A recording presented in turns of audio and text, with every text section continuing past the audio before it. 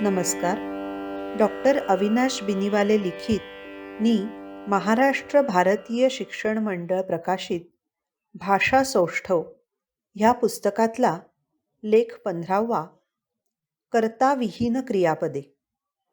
वाचक स्वर आसावरी गोखले. क्रिया घडते पण तिथे व्याकरणिक कर्ता नाही किंवा कर्ता नसतो. कर्तृत्व दर्शवणारं एखादं पदही त्या वाक्यात आलेलं नसतं, तर त्या वाक्यात आलेलं असतं फक्त एक क्रियापद. अशी फक्त एका शब्दाची वाक्यरचना एखाद्या भाषेत असू शकते का? प्रत्यक्षात अशी एखादी भाषा जगात अस्तित्वात आहे का? होय, असते. नव्हे, आहे. आजच्या जिवंत भाषांपैकीच एक आहे. एवढंच नाही तर ती भाषा बोलणारे संख्येनंही चांगले 10 कोटी आहेत. अशी कोणती आहे ही भाषा? हे खास वैशिष्ट्य असलेली भाषा आहे मराठी. आपल्या मराठी भाषेतच अशी विलक्षण वाक्यरचना होते. कर्ता नसलेलं आणि कर्मही नसलेलं केवळ एका शब्दाचं वाक्य मराठीत बनतं. मराठीत अशी क्रियापदं संख्येनं खूप कमी असली तरी त्यांचा उपयोग मात्र बराच होतो. त्यांची वारंवारिता बऱ्यापैकी आहे. गंमत म्हणजे ही सर्व क्रियापदं मूलतः निसर्गाशी संबंधित आहेत. उदाहरणार्थ, फटफटणे. फटफटलं, चला आता आपल्याला निघायला हवं. पहाटणे. पहाटलं, योगाभ्यास करायची वेळ झाली. उजाडणे. उजाडलंय, फिरून या आता. सांजावणे. सांजावलंय, घरात दिवे लावा, रामरक्षा म्हणा. अंधारणे.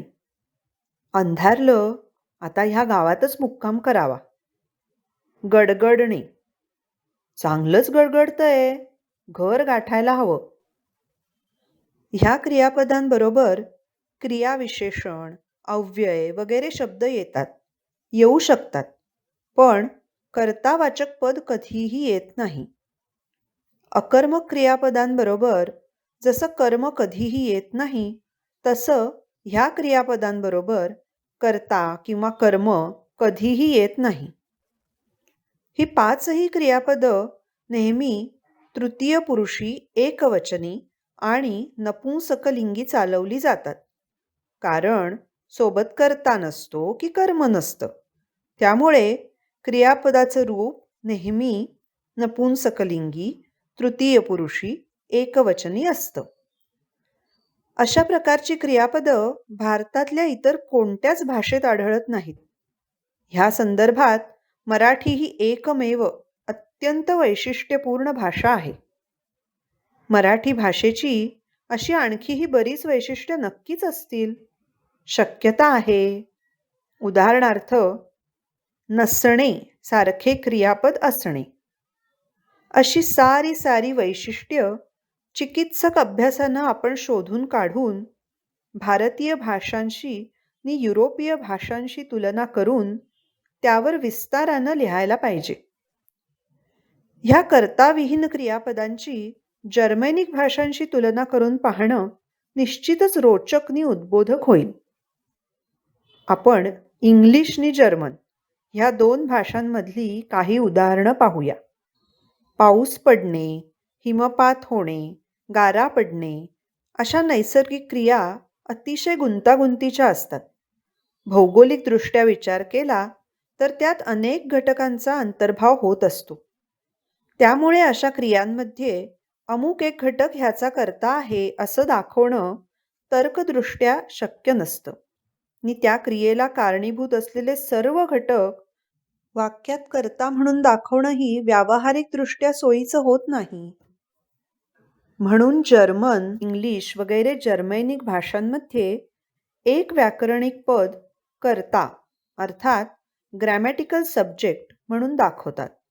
उदाहरणार्थ, इंग्लिशमध्ये अशा जागी इट हा शब्द कर्ता म्हणून वापरला जातो.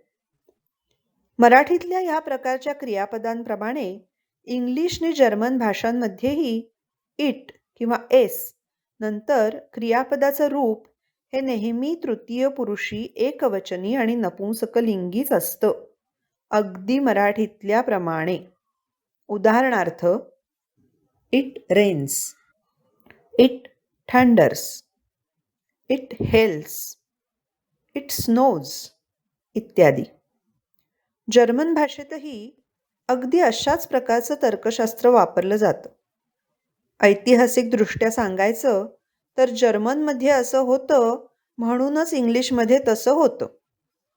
जर्मनमध्ये एस हा वाक्यातला कर्ता मानला जातो. तृतीय पुरुषी एकवचनी नपुंसकलिंगी सर्वनाम. एस रेग्नेट, पाऊस पडतो आहे. एस डॉनर्ट, गडगडाट होत आहे. एस हागेल्ट, गारा पडत आहेत.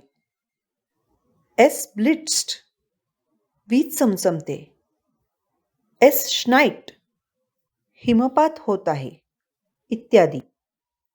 रूसी या स्लाविक वंशाच्या भाषेत असं होत नाही.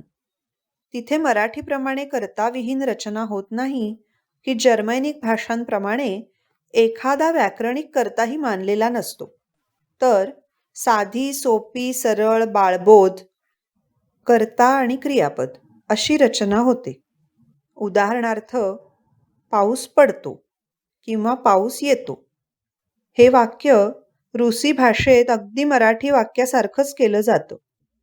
इद्योत दोस्त या रूसी वाक्याचा अर्थ पाऊस येतो किंवा पाऊस पडतो. कन्नडमध्ये मळे बरुत्तदे म्हणजे पाऊस येतो. रूसी भाषेत इद्योत स्नेक म्हणजे बर्फ येतो किंवा बर्फ पडतो.